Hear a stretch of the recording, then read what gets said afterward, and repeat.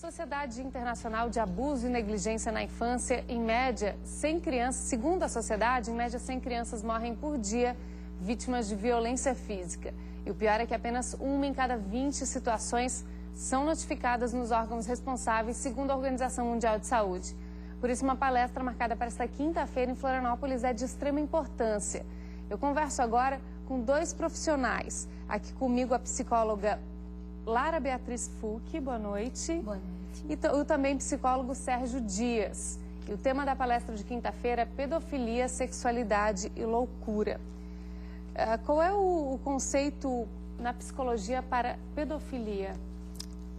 Pedofilia é o fenômeno, a ocorrência que envolve uma complexidade que é o sujeito adulto que por um distúrbio de formação da personalidade tem a atração sexual, o fetiche por abusar de crianças. Esse abuso pode ser simplesmente uma insinuação libidinosa na relação com a criança, como pode chegar até a violência mesmo sexual. Sérgio, o que leva uma pessoa a cometer a pedofilia? Ela tem esse distúrbio? A psicologia entende alguns motivos que levam essa pessoa a ter esse distúrbio? Sim. Um dos principais é a geração de sua personalidade, a constituição de sua personalidade.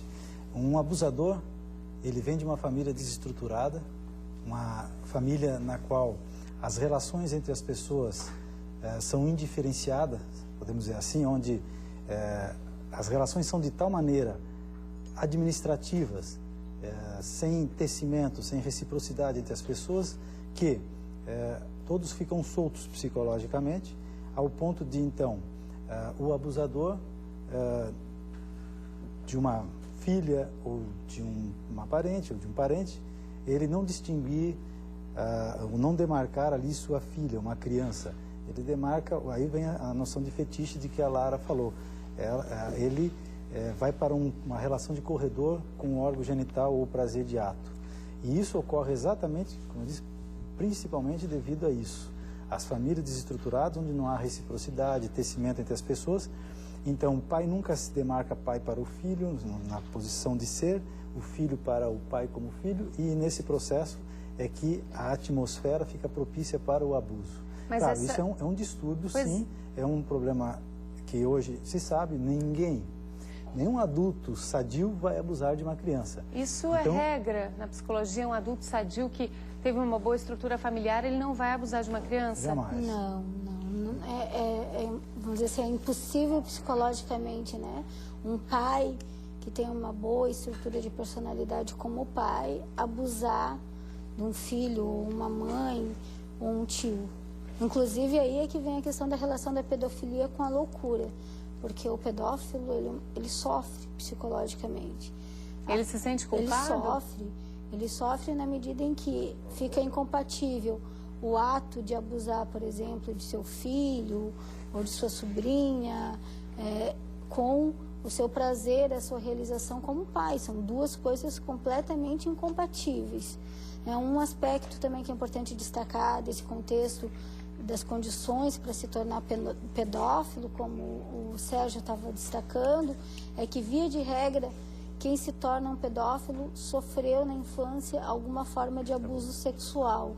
Isso é conhecido, o que não quer dizer que toda pessoa que tenha sofrido abuso vá se tornar um pedófilo. Isso não é verdadeiro. Nem todas as pessoas que sofrem abuso vai se tornar um pedófilo. Vai ter, de alguma maneira, alguma complicação, sim, em termos de personalidade, com a sexualidade. Temos diversas complicações que podem desdobrar dessa determinante de haver sofrido abuso na infância, como frigidez, compulsão ou obsessão, por diversos fetiches sexuais, quer dizer, não consegue ter uma vida regular na sexualidade. Sérgio, um pedófilo, ele vai deixar de sê-lo com tratamento adequado? Com certeza. É possível? É possível, necessário e imprescindível, porque a recuperação de um pedófilo vai evitar que esse problema se propague por gerações. Evitar esse ciclo que vocês estão falando. Uma pessoa que comete violência contra a criança, sofreu algum tipo de violência na sua infância, e aí é um ciclo que continua, que se propaga por gerações. Exatamente. Essa propagação por gerações que deve ser prevenida, né, interceptada. Como prevenir isso no âmbito geral da sociedade, assim, na sociedade mesmo, não em casos específicos de uma família ou de outra família? É possível? É possível. Uma das coisas que se precisa fazer é trabalhar no plano da informação e da mentalidade. Um dos esforços nossos do Núcleo Castor é exatamente um dos cursos temáticos para esse segundo semestre, que é a Psicologia da Infância e da Adolescência. Que essa palestra de quinta-feira é uma aula de abertura desses cursos. É uma aula de abertura exatamente de um curso de formação em Psicologia Infantil e Psicoterapia Existencialista para Adultos, e também o oferecimento de cursos temáticos. Esses cursos temáticos, como esse de que eu me referi, eles são para pais, comunidade em geral e profissionais da saúde também. O que se pretende aí esclarecer? O caminho por onde se pode desenvolver a personalidade de uma criança de modo regular e sadio. Então, há um modo todo de os pais se relacionarem com as crianças, com a criança no seu desenvolvimento, progressivamente, e esse processo vai garantir o quê? Que pais e crianças, numa relação saudável, de tecimento, de reciprocidade, desenvolvam limites de ser por dentro, dizemos assim em psicologia. São os limites de ser. Isto é, um pai sendo pai com segurança, o filho com um filho sendo seguro, mãe, etc.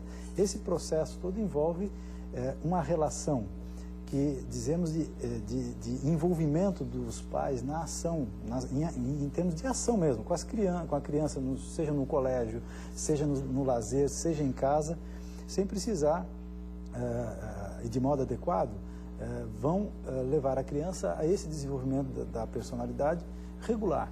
Quer dizer, isso aí já é um modo de evitar o problema de pedofilia, futuros problemas de complicação na personalidade, de várias outras complicações. Várias outras complicações que desdobram exatamente de problemas de maus tratos ou de negligência ou cuidados inadequados na infância.